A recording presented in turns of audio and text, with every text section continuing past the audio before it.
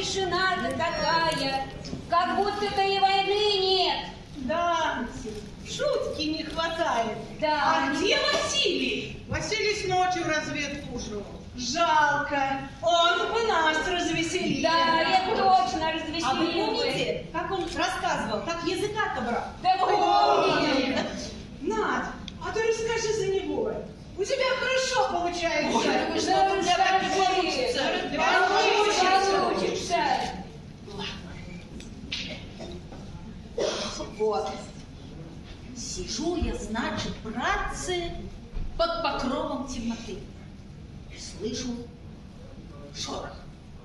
Вижу, братцы, немец лезет. Ну, а я, конечно, дело, притаился меж кустов. Белый снег, и я весь в белом жду бандита. А он все ближе, ближе. Норовит вильнуть в кусты. Вижу, водит волчьим взглядом. Подползает. Тут меня и осенило. Взял я в бок одним прыжком, да на немца наверзил прямо смак все.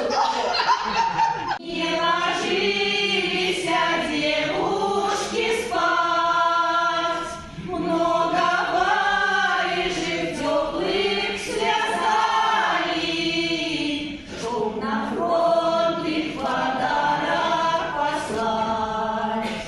Много варежек теплых связали, чтоб на фронт их подарок послать. Ой, как хорошо, что о нас помнят. Это очень важно. Очень Борис, важно. давай играй, плясать хочу.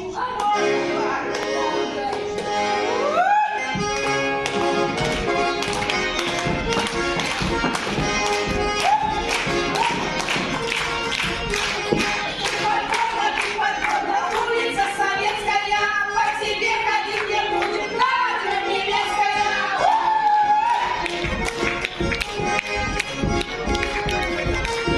Москвы Екатерины, бабушка русская, сколько битв не воюют, а победа русская!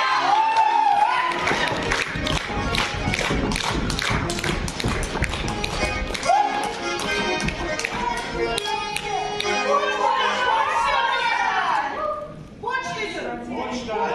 Здравствуйте. Надо ждать давно. Второй стрелковый. Романов есть? Нет. Выбыл. Иванов? Нет. Идеи наши любые. Да, идею. Нагоркина? Мне. Вам письмо. Ой, счастливая какая. Корсаков есть? Мне? Вам письмо. Михеев есть? Здесь, давно жду. Она пишут. Ждите. Ой. Теплее на фронте от ласковых писем. Читаешь, и между строк любимого видишь. И родину слышишь, как голос за тихой стеной.